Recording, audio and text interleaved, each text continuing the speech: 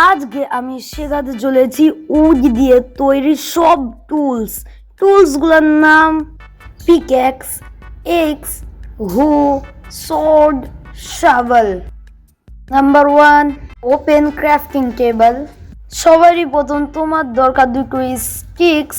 তারপরে তুমি 3টে উডকে তুমি এইভাবে কিছুটা পজিশনে লাগিয়ে দেবা, তোমার তৈরি হয়ে যাবে উডেন পিক্যাক্স। নাম্বার 2, তোমার দরকার হবে দুটো স্টিক্স।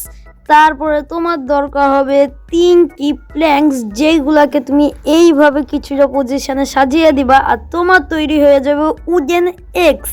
নাম্বার 3, তোমার দরকার হবে দুটো স্টিকগুলোকে এইভাবে কিছুটা সাজিয়ে দিবা। তারপরে তোমার দরকার হবে একটা প্র্যাঙ্কটিকে এইভাবে লাগিয়ে দেবা, আর তোমার তৈরি হয়ে যাবে উডেন শাভেল।